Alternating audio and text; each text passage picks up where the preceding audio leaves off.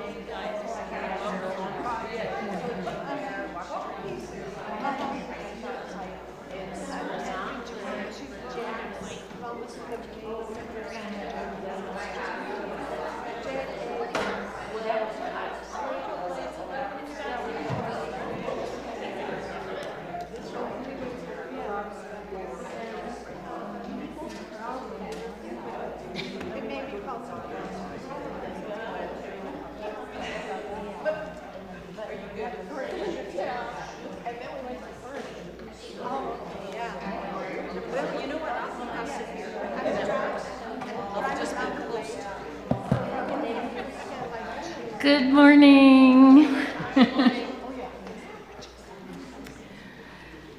Nice to see all of you on such a beautiful fall day.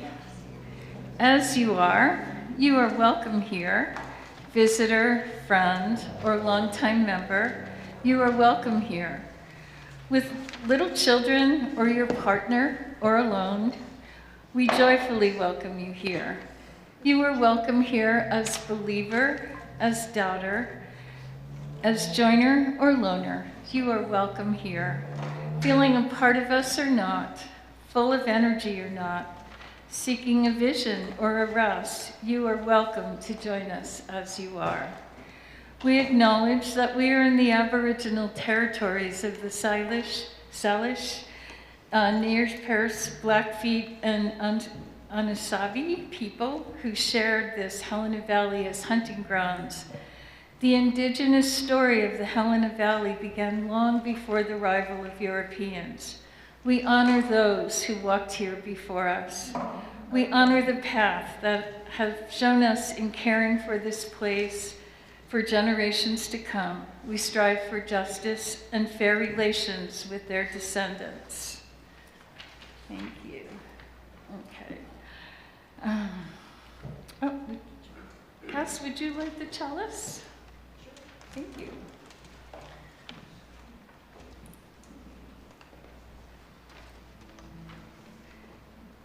And all together? We gather this hour as people of faith, with joys and sorrows, gifts and needs. We light this beacon of hope, sign of our quest for truth and meaning, in celebration of the life we share together. And now Judy will welcome us with Welcome to the Circle. We have only one mic today, so we're kind of sharing. Do you want to say where it is?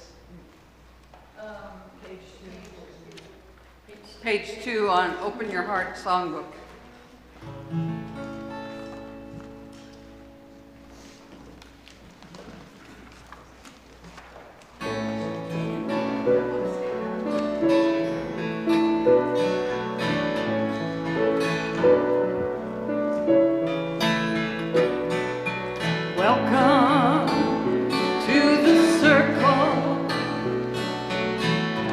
How far have you come? Do you need some company? A candle and a song? Are you feeling weary? Tired of being strong? Welcome.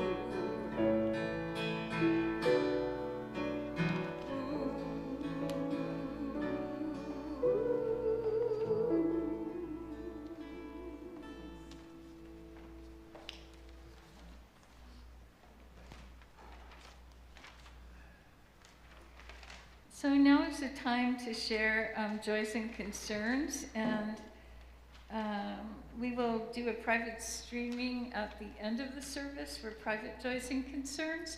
So we only have this mic today, so if you have a joy or concern, please come up and speak through this mic.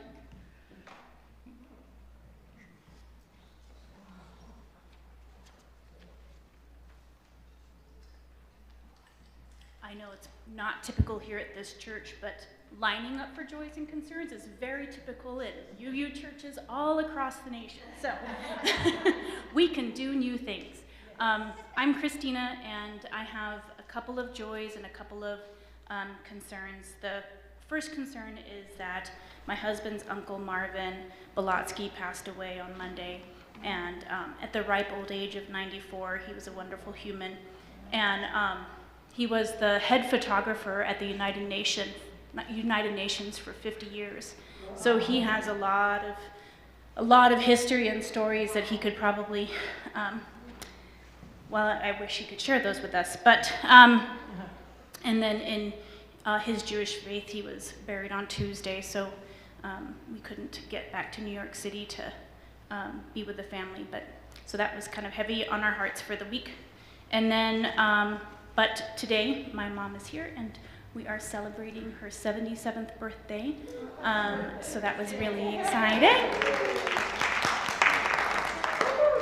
And it was my brother's birthday this week, too. So there was a lot of, like, ups and downs.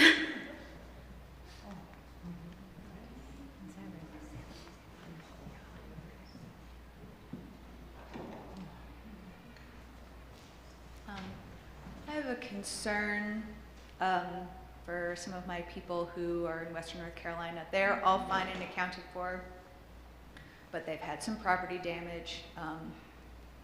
It's going to take a very long time for the region to recover, and it'll never really be the same. And then also, new fun hurricane coming straight for Tampa Bay, where my mother lives. So she's evacuating today. Woohoo!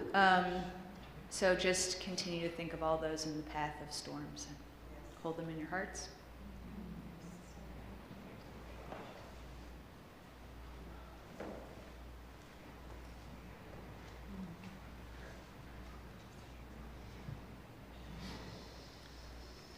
I'm David Bailey, Jessica's father, and I always am so happy to be here in Helena with her and spending time with her. I'm here with Deirdre, my wife, and we're just joyful to be here. As was just mentioned, our home is Asheville, and we just happened to be away when the storm hit. So we are daily, many times daily, trying to find out how things are going, and it is very tough. So that's a concern, of course.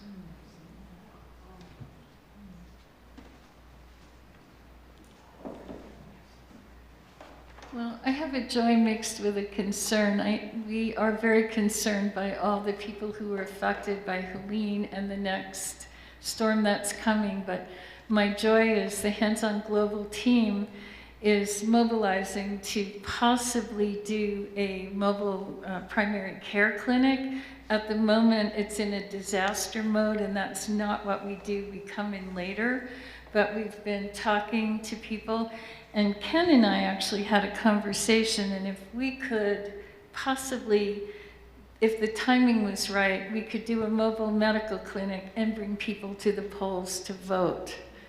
So stay tuned. Anybody else? Okay, well, thank you. We all share those joys in our hearts. Now it's time for our offering. And I didn't ask anyone. Are there any kids here? Hi, come on up. You got it. Hi, Harrison.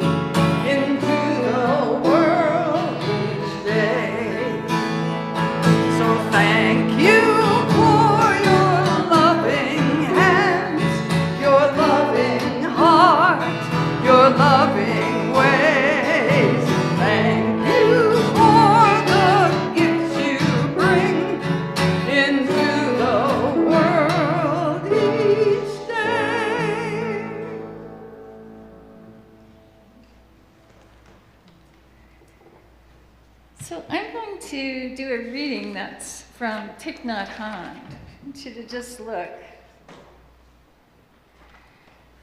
There is a cloud floating in this piece of paper. Without a cloud, there will be no rain. Without rain, the trees cannot grow. And without trees, we cannot make paper. The cloud is essential for the paper to exist. If the cloud is not here, the sheet of paper cannot be here either. So we can say that the cloud and the paper are interdependent. If we look into this sheet of paper even more deeply, we can see the sunshine in it. If the sunshine is not here, the forest cannot grow. And so we know that the sunshine is also in this sheet of paper. The paper and the sunshine are interdependent. And if we continue to look, we can see the logger who cut the tree and brought it to the mill to be transformed into the paper. And we see the wheat. The logger cannot exist without his daily bread, and therefore the wheat that became his bread is also in this sheet of paper. And the logger's father and mother are in it too. When we look in this way, we see that without all of these things, this sheet of paper cannot exist. Looking even more deeply, we can see we're in it too. When we look at a sheet of paper, the sheet of paper is part of our perception. Your mind is in here, and mine is also. We are interdependent. And now it is time for Story for All Ages, and Harrison, you're it. So Valerie. I'm coming. Oh, okay. Yep.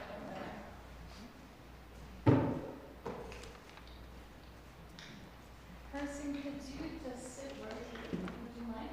Thank you. You lost it? Okay. So I don't know which one.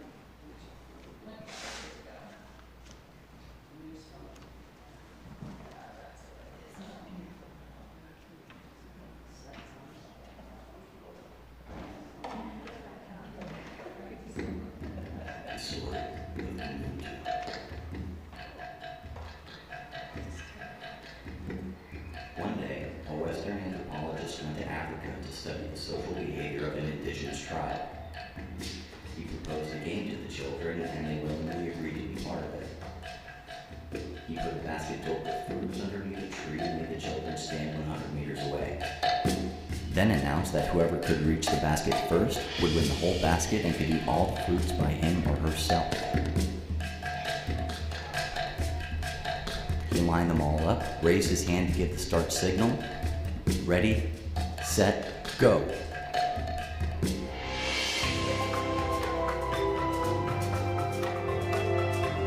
Astonishingly, the children took each other's hands and started running together. They all reached the basket at the same time. Then they sat down in a big circle and enjoyed the fruits together, laughing and smiling the whole time.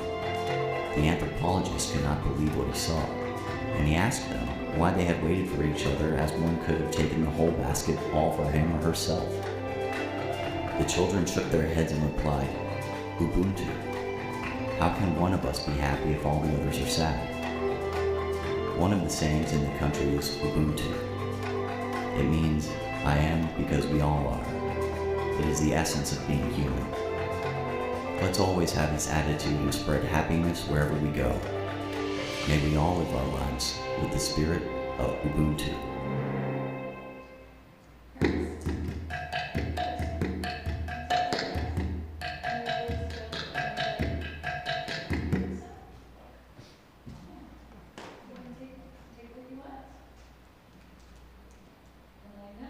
How to open your car door while submerged underwater. A fatal construction flaw in all recent automobiles makes it virtually impossible to escape the car.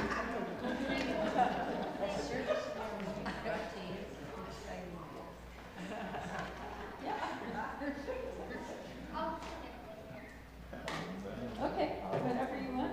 Okay, thank you. Thank you. You can take, did you take an orange? Or chocolate, okay. Well, let's sing Harrison out.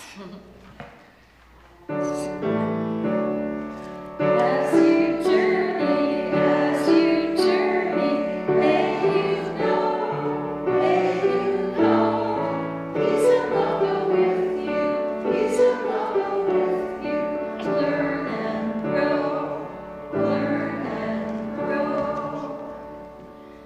Judy's going to sing More Love at the Open Your Heart Songbook, page 43.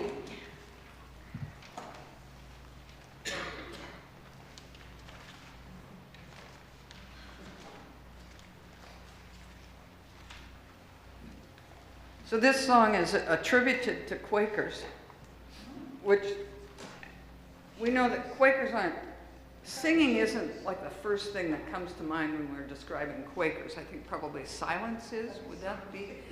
And then one of my friends pointed out one time when we were singing this song, she said, that sounds a lot like John Prine's song Paradise. Shakers. Is it attributed to Shakers or Quakers? Shakers and Quakers, that rhyming thing gets me. Okay, so at any rate, this friend said, it sounds a lot like John Prine's Paradise song. So if you know John Prine, the Paradise song, then all you have to do is insert these words. And if you are a Shaker, well, there aren't many Shakers left in the world. There are not. There's only 2 Shakers left, really. I was going to make a bad joke, and I promise I won't. One starts with S and one starts with P. Talk to me later about it. If we have not peace in our daily communion, how can we have peace in the world at large? And if we have not kindness for one another, how can we have kindness in our government and laws? More love, more love, more love. The heavens are calling, the angels are crying, oh Zion, more love, more love. And if we have not peace in our daily communion, how can we have peace in the world at large? And if we have not kindness for one another, how can we have kindness in our government and laws? More love, more love. The heavens are calling, the angels are crying, oh Zion, more love, more love.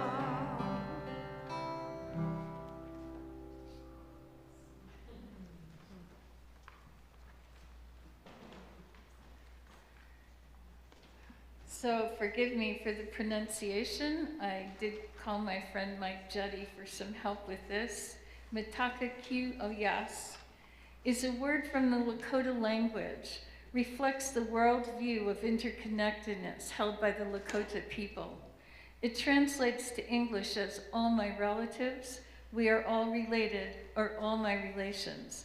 It is a prayer of oneness and harmony with all forms of life, other people, animals, birds, insects, trees and plants, even rocks, rivers, mountains, and valleys.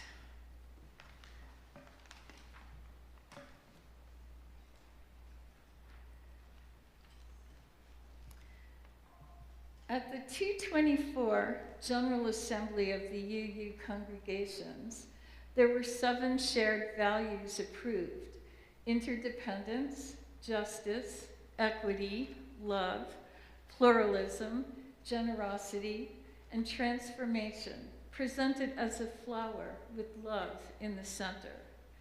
Congregations were asked to explore our perspective on these values. I am starting the monthly conversation of these values. The hope is we will foster a deeper understanding of their meaning and how we, as UUs, can use these shared values to deepen our understanding of the 7 principles and deepen our spiritual journey. I chose interdependence. In preparation, I read many spiritual, scientific, and psychological writings on the topic. I found almost all ultimately say the same thing, that all life, all phenomena are connected. Nothing exists in isolation. Every spiritual tradition talks about the interdependence of all things. In this talk, I am exploring what I believe interdependence means as a UU. Interdependence is a guiding principle in Unitarian Universalism. It is important to us to delve into a deeper understanding of interdependence within the context of our principles. What does interdependence really mean? Interdependence is a concept that transcends mere existence. It embodies a deep intrinsic connection among all beings and elements of the universe. Interdependence acknowledges that no entity exists in isolation and is a deep acknowledgement of spiritual, social, and ecological connections. It embodies a profound understanding that invites us as UUs to reflect on our place within the universe and the intricate relationship that shapes all existence. I believe the concept of interdependence invites us to contemplate the sacredness of life and the transformative power of our community and the importance of global unity.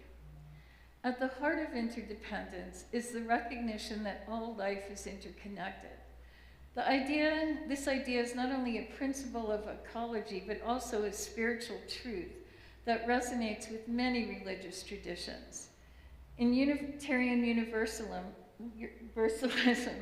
our seventh principle, respect for the interdependent web of all existence.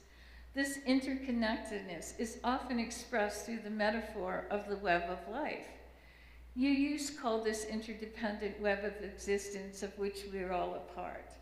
We are all strings in that web, and every action has a ripple effect on the broader community and environment. I heard that Ken McLean at camp this past summer spoke about the circles of community and the ripple effect, beginning with our intimate circles, then our community circles, and expanding and connecting to infinite circles. Spiritually, this understanding fosters a deep sense of awe and reverence for those within our immediate circles and extends to outer circles, the infinite and all creation. This concept invites us to see ourselves and others as part of a larger whole, encouraging a deep appreciation for diversity and the complexity of all the relationships that sustain life on this beautiful planet, and possibly even to a wider circle in the universe. This awareness leads us to a transformative spiritual experience where we recognize the sacredness inherent in all beings and the responsibility that comes with that recognition. I think interdependence makes us consider the importance of community, which is fundamental to Unitarian Universalists. Our spiritual growth most often occurs within the context of our shared experiences, where we come together to support one another, to share our feelings and our insights. And that often leads to engaging in collective actions, such as God's Loves Dinners, Sandwich Ministry, and the amazing support you've given to my projects at Hands On Global. I believe these community shared experiences enrich our spiritual journeys. Our fellowship, rituals, gatherings, our words and discussions serve us by contemplating deeper connections with each other and those in our circle. The sharing of our stories and our experiences, our perceptions, our engagement in social justice work, and our participating in communal worship creates a sense of deep belonging and purpose. These shared experiences reinforce our understanding that our personal well-being is inextricably linked to the well-being of others. We appreciate each other for our unique journeys, and this contributes to the collective wisdom of our community. Our spiritual growth emerges from the interplay of our diverse perspectives, and we increase our empathy, compassion, and mutual respect. We honor the complexity of human existence and the myriad ways we seek meaning, and it transforms our individual spiritual journey into a collective movement for greater understanding and greater connection. As we deepen our understanding of interdependence, I think it is a huge cultivator of empathy and compassion. When we recognize our connections to others, we become more attuned to the suffering and joys of those in our circle and in those infinite circles that ripple across the globe. This expanded awareness inspires us to act and care deeply about the well-being of the collective. The Dalai Lama often speaks of the importance of compassion as a cornerstone of human existence, suggesting that recognizing our interdependence compels us to act in ways that foster harmony and alleviate suffering. And the spiritual understanding of interdependence is increasingly relevant in the context of the global ecological crises we face. Our human actions have far-reaching consequences. Our well-being, our very existence, is linked to the health of our planet. We see this with increasing clarity as climate change and global exploitation of resources terrify us. Recently, Hurricane Helene's devastation pierced the heart of us all, and we grieve the suffering that has occurred for so many. Interdependence means we are partners with all things on this earth. Understanding this leads us to a more sustainable practices and a deeper appreciation for the intricate web of life that supports us. The spiritual understanding of interdependence carries an ethical dimension that calls us to act with integrity and responsibility. We are compelled to consider the impact of our actions. We must understand that our choices impact not only our lives, but the lives of others and the health of the planet. There is an ethical imperative that encourages us UUs to engage in social justice, environmental stewardship, and acts of compassion for ourselves and others and the environment. With the understanding of interdependence, we are committed to ethical living. We believe all beings deserve respect and dignity. All of our 7 principles align with interdependent spiritual growth and ethical living. My personal spiritual growth is closely tied to social action. My work through Hands-On Global, through my work with Hands-On Global, I have a deep sense of purpose and feel a sense of belonging to the greater human family, and I am very grateful for this opportunity. Many of you today experience that deep sense of purpose and interconnectedness with humanity with the earth, in the social justice work you do at God's Love or environmental work, and many acts of kindness and generosity I have witnessed here in our fellowship. I believe our UU call to understand interdependence is an invitation for a journey of becoming more aware of oneself in relationships to others and the universe. The spiritual path involves recognizing one's own needs, strengths, and vulnerabilities while simultaneously acknowledging the needs and experiences of others. We are all connected in this intricate web of existence. Look around at our immediate circles and ripple out to all of humanity, all of the universe, all the objects, animate and inanimate, and know every breath we take, every move we make, every word we speak impacts all. As you use exploring and developing a spiritual understanding of interdependence, we can encompass a rich tapestry of connections that invite us to reflect on our unique and interdependent place within this universe. By recognizing the interdependence of all life, valuing the power of community, valuing our earth and all forms of existence, by embracing diversity and committing to ethical living, we are cultivating a transformative spiritual journey. This journey deepens our individual understanding and directs us in a collective, powerful movement towards justice, compassion, and sustainability. Interdependence is a guiding UU value.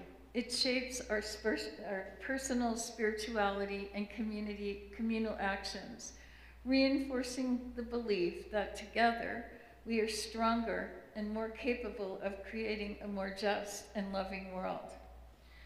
Let us reflect on ways to connect to the world around us and develop a deeper awareness of connectedness.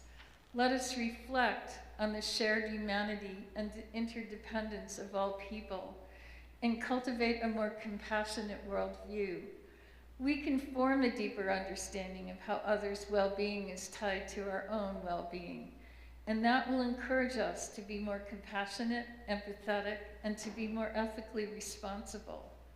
Let us use this UU value of interdependence to deepen our spiritual growth and commit to the well-being of all that exists.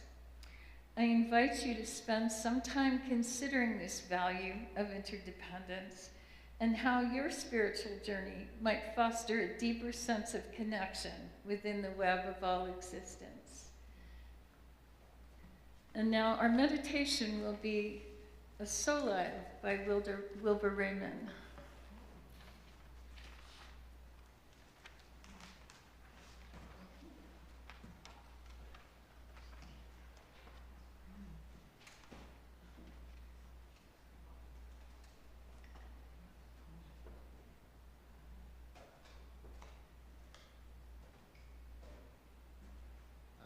I want to thank Valerie for inviting me to play. And then I met up my good friend Judy Fiel, and we decided to do this meditation together, which fits in with the theme of interdependence, because we are entwined in this music. We're going to do two different songs, and I'll explain why the two. One is written by a wonderful jazz composer and musician, pianist named Horace Silver. And he's written many, many songs, some of which I play. And this song is called Peace, and he wrote it many years ago. I first heard it played by Rex Reiki, a local pianist here in town. And Rex played it once, and I went up to him afterwards and I said, Rex, what is the name of that song? And he said, it's called Peace.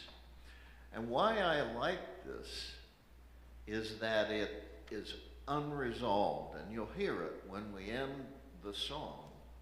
It ends on a chord that doesn't resolve in a traditional measure.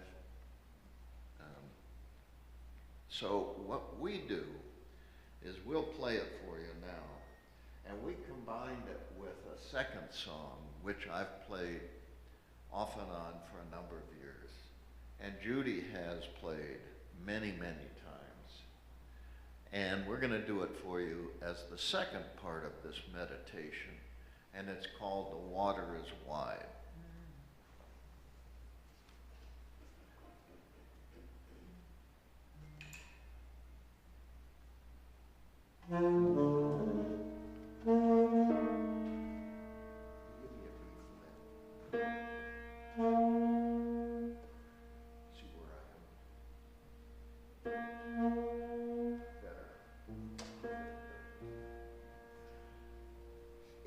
If you don't know, the saxophone is an instrument that can vary greatly in its tuning. And so it's important that I hear where the piano is and try to match it with the saxophone, because the variation is tremendous. So we'd like to do it for you now. We're going to begin with Peace. Ready?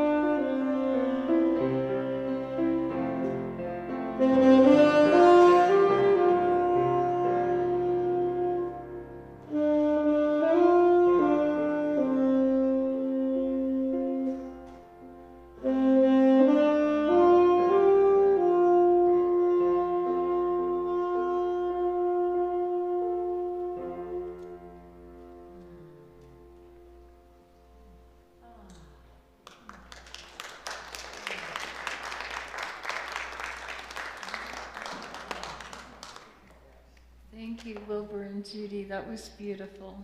Thank you. And let's let that song in particular guide us into speaking about having some reflections about interdependence. One of the goals of talking about these 7 values is that we go deeper in the understanding of what they mean on our spiritual journey as you use.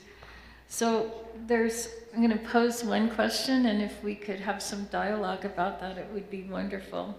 So what is your experience of interdependence, interconnectedness within our fellowship? And because we have one mic, you have to come up here and talk.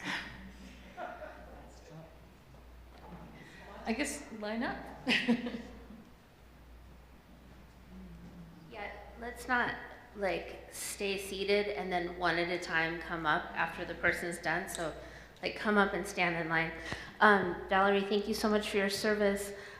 Judy and Wilbur, thank you so much for your music. How beautiful. My experience with interconnectedness that's coming to mind right now is I cannot believe that Valerie Hellerman had time to put together a service. And the reason why I can't believe that is because I just happened to work with her in the Helena area refugee resettlement team. And the amount of work that this woman does, it blows me away that she agreed to and was able to put together such a concise, thoughtful, amazing presentation on interconnectedness and interdependence. So thank you. It calls me to look at my life and realize that yes, I could probably put a service together, even though I said to Becky, oh, I had such a terrible September and so many things happened. And I couldn't possibly put it, and Charlotte's birthday party, and blah, blah, blah, blah, blah, right? On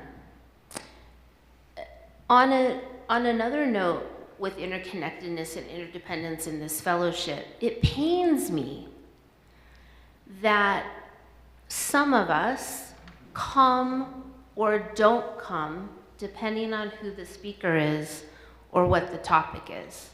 It's something I've been thinking a lot about lately,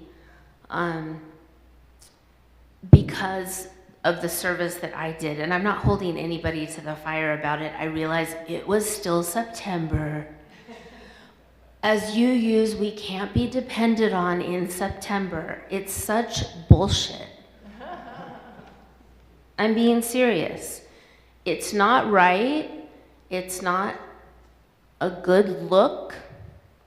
It doesn't make me comfortable inviting people to fellowship when that feeling is about us. So I would just like to call all of us to be a little bit more accountable to each other, to this fellowship, to the principles that we say we're about. Nobody's perfect, I get that, but when someone puts together a service, regardless of what it's about, regardless of the topic, regardless of whether it's so beautiful outside, we're sorry, traveling monk that came to our service, and we had the smallest group I've ever seen in this room for the most amazing thing that has happened. We're sorry, it's just so beautiful outside. That's why we weren't here. That's not okay. I'm upset about it still. So when we do a service, we count on everybody to come.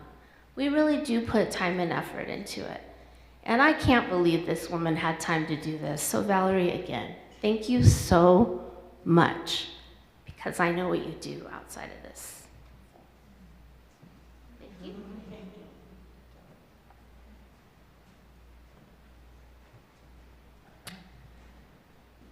I'd say the passion of my life has been creating, supporting, leading community. And I have a long history of doing that from age 7.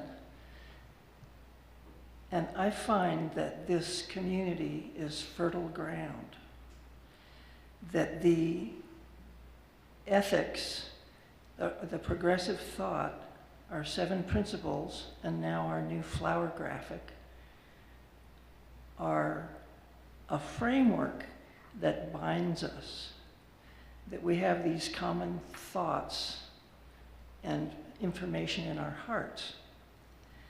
And even though we're not perfect, and even though everything that comes up as something to do, it does not get every adherent of our faith here in the chairs, I still feel that we are so successful as an extended family, as people who care about each other, as people who take social justice very seriously and contribute in the myriad ways, such as Valerie's efforts, how many people contribute to her financially.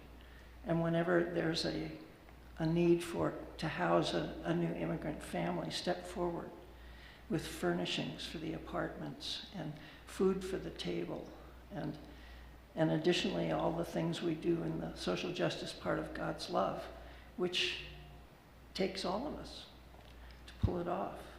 And sometimes we're better than other times, but we still do it. So I feel our interconnectedness. I look at this group, every face is familiar to me.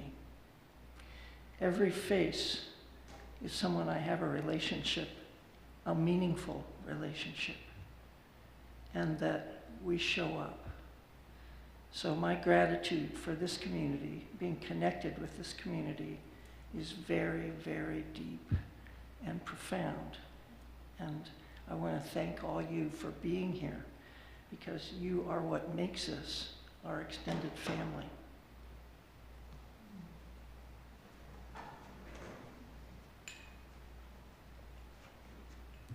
So one of my flaws is I try and listen, and then I was in and out a bit because our interdependent web fell down on the coffee hour today. So I made a pot of coffee and there are a few snacks. It's part of the web, that's right. But the word that came to mind in the midst of all this is support, because I get a lot of support from being here, and I love, being at the Sun Run and seeing some of you there, and being able to connect outside of the services and stuff, and feeds my soul, and that kind of support I need and appreciate. Thank you. I'm going to stand right here, if that's okay. Does this thing not move? No, it doesn't. It's dark. We'll listen. Valerie, thank you for your compassion and your wisdom. It's inspiring, I think, to everyone. And I appreciate what you said about our community here. I think you expressed it as beautifully as it can be. And you reminded me of when I first came to UU the very first time, and found that instead of people being together to worship some abstract being, they were there in community. And when we sang, "Thank you for your loving hands, thank you for the gifts you bring, and if you ever doubt yourself, remember us who love you well. We know all the gifts you bring."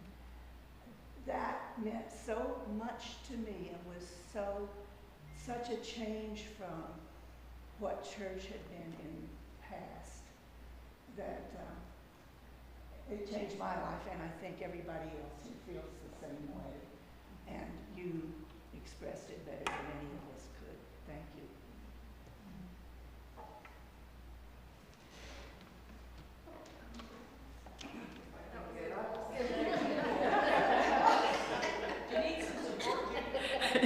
I might. I think my mind kind of traveled also. The thought of interdependence has really been on my mind lately, and not the interdependence of all human beings, but the interdependence of this planet. And I think there is so much circling around of how important we are as human beings that a lot of profound reality of what our existence is about is not just lost but ignored, is just not even thought about. And it's difficult, for instance, to watch news reports about the hurricane and not have it say, and this has been exacerbated by global warming, a human-caused problem. So we're in an interconnected web of all existence, not just human existence. So Valerie, when you were talking, I thought, wouldn't it be cool if instead of saying this was the year 2024, we looked at the entire age of the Earth and said, this is the year, how many billion is it now? Yeah. This is your 4.89 billion. So that instead of us thinking that reality is about human existence, it's the interconnected web of all existence. And I've been thinking about Asheville, North Carolina, and seeing those videos that we're seeing now of what happens when the water comes that fast and what it demolishes. And we think it's all about us. Well, we're kind of responsible for what's happening.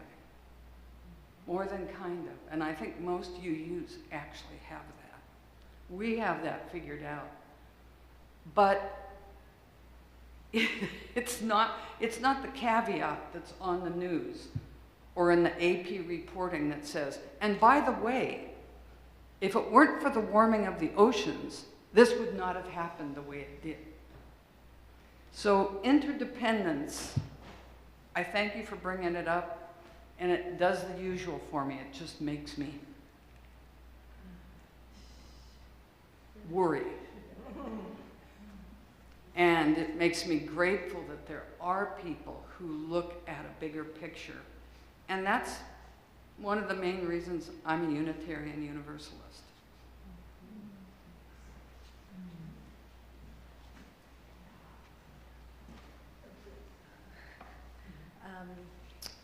So apologies if I end up not making sense in a little bit.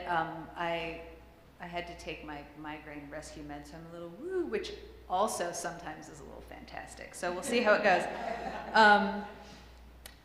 In the beginning, Valerie, when you were reading the piece from Thich Nhat Hanh about the paper and everything the paper is made out of, I was fortunate in high school to have a really good science teacher, and for our AP biology class he had us write basically something like that from a ecological standpoint. He said, think of 5 things that you can't do without in your life that are very important to you, and then write about all the connectedness about how those things come to be in your life. And it's a very useful exercise to go through for anything. It only has to be one thing, like the piece of paper, it only has to be one thing, because you very quickly understand your place in the larger interdependence of things. And I think here in particular in our fellowship, the metaphor of interdependence that is the most glaring to me is how we're lay-led. We have no choice but to all depend upon one another for all the things, for troubleshooting microphone batteries or coffee, or getting everyone here on time, since not everyone can drive and come under their own power. We construct our web as we walk through our fellowship. I'm coming into my 18th year of coming to this fellowship, which is a little bit intense. And just knowing that I myself am very materially made of the ideas and the experiences that I've had with all of you, and vice versa, been having this joyful experience lately of going to of coffee a little bit more often, and having Nikki in particular has been quoting me back to me. And I'm like, oh, you're made of me too. I'm made of you and all of you, and you're also made of me and the ideas that we've shared in the time that we've been here and into the future. And I really appreciate you starting the arc of these 7 sort of flower idea services with Interdependence. I think it's a good start. So thank you.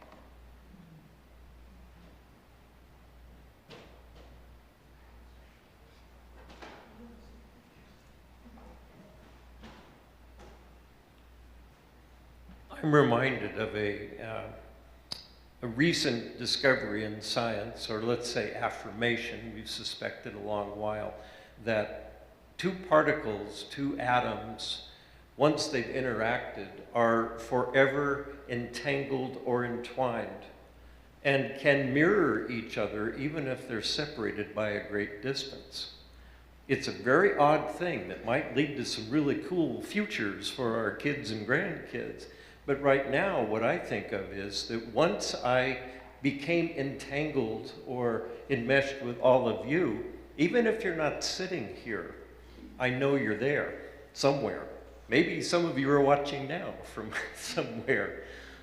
But it tells me that the universe does reflect and respond, and that we do have power in those entanglements. And we can use that to our benefit if we choose. An old friend of mine, June Parnell, I talked about her in my little UFO talk some time back, was also very much involved in meditation and meditation circles, and in using that to help influence the larger world. She got together with a group of folks, about a dozen, once a week, and they had a meditation to send out the energy of peace to the planet. And it was on that same principle about entanglement, that what we do individually can have ripple effects that can go out to a much, much larger world.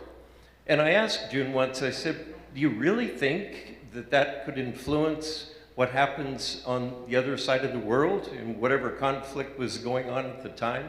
I think the Bosnian War was in play right about then. And she said, yes, it does. And if all of us were to do that, we could have a tremendous impact. And imagine if we weren't doing it, what the world might be like.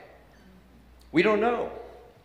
But I tend to think that the more people there are who are positive and are sending out those positive energies, it is holding back, perhaps, some of the very worst things and worst fears we have about what the future could bring.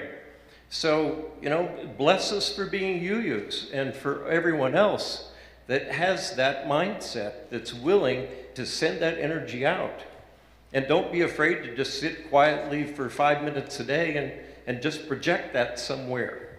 You don't know what ripple it might have, but for all we know, that might be what's helping us to not go over the cliff. So please keep doing it.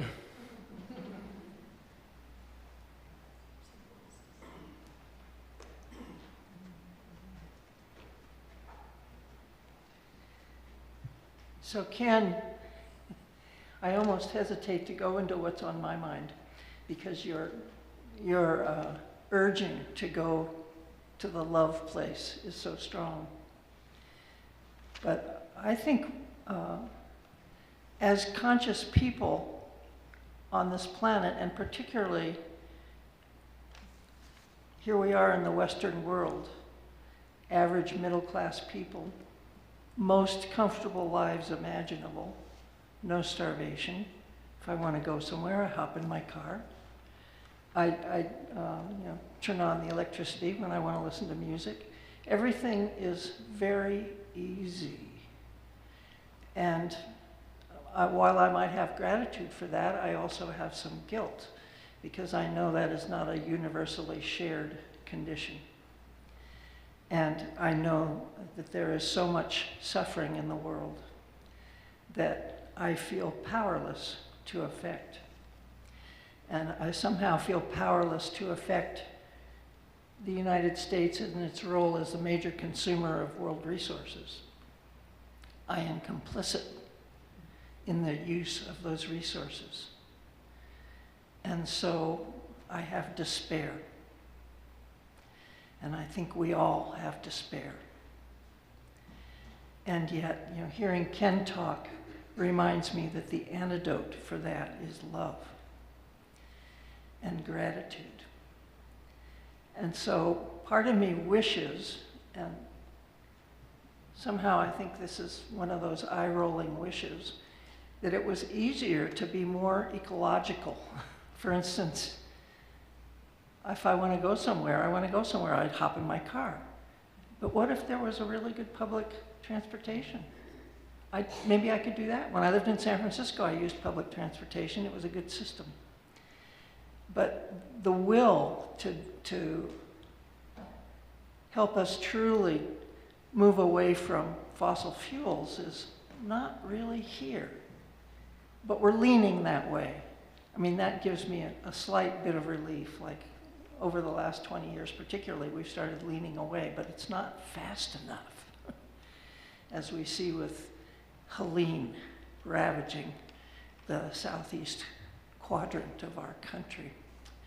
So I don't know quite where I'm going with this, except to acknowledge our despair, and also acknowledge that there are ways for us to feel heartened enough to keep going.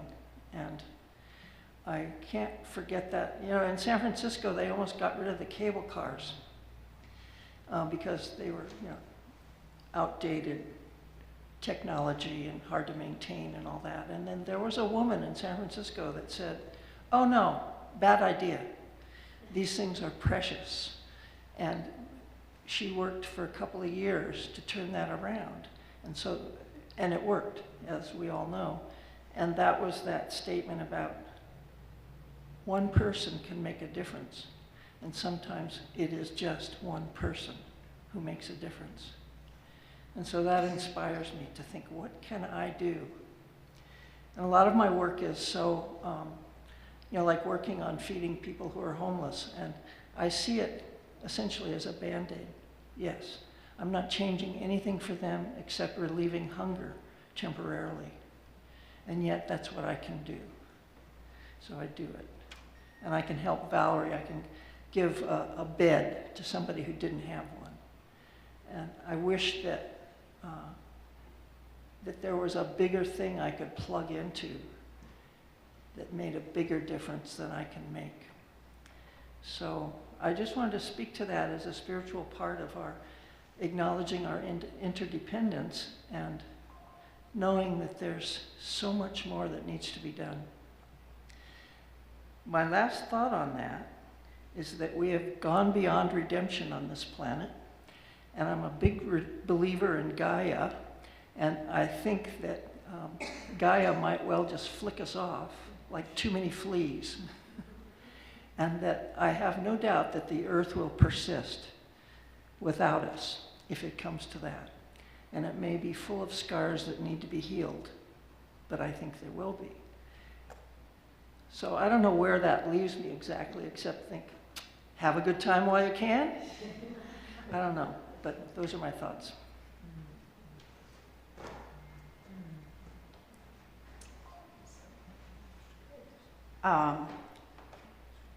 I am reminded that this inextricably connected web that we are part of has woundedness all over it. Like with the current Hurricane Helene and the consequences of it. and not just to humans, but also to all of life in that part of the United States. And there's woundedness. Where there's woundedness, there's healing. It comes very quickly. It's like with the body. You get hurt, all the white blood cells fly to that part of your body. They make way and they do their job. And the main focus of the whole entire body is to heal that one wound in the body.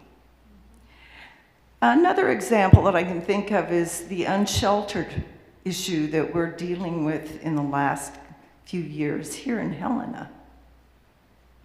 It turned out to be the elephant in the room that we all had to face up and deal with a year ago.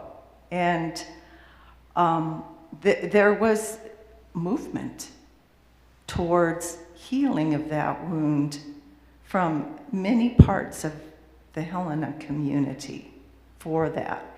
And it seems slow, and it seems just, terribly slow. It's distressingly slow, the progress that we're making to address the needs of the unsheltered. But there is a little bit of progress, and it's on its way. So that's just an example. And that also applies to any woundedness that we experience in this community with BSUU. If someone dies, if someone is having a challenge with one thing or another, everybody is there to help them. And you know many examples in the history of BSUU where that was indeed the case. So in this inextricable web that we are part of, when there's woundedness and there is a dying of tissue and there's this big gaping hole and there's nothing for it, all the powers of the universe come in and they work in unseen ways that we don't even know about, and in seen ways that we do know about and that we own and that we're part of, to help heal that gaping hole, that wound. And it becomes better and it becomes healed. In the big picture, I believe that that will happen, with or without humanity, on this planet and in the universe.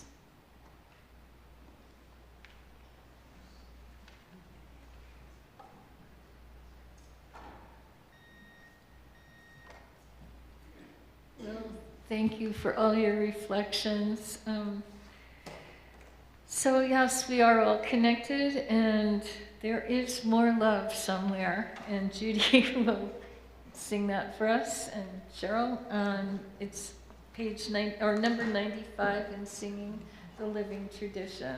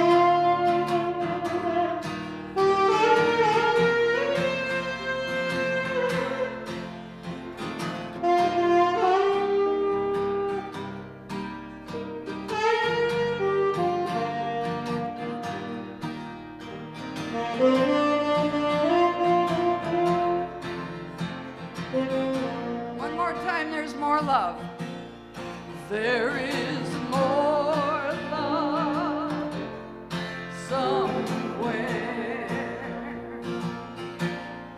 There is more love somewhere.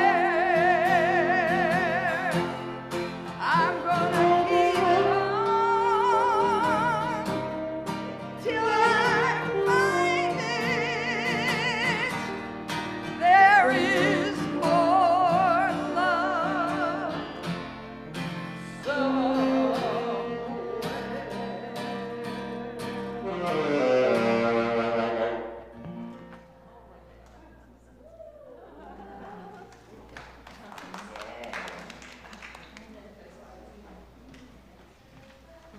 Thank you, Wilbur, Judy, and Cheryl. That was great.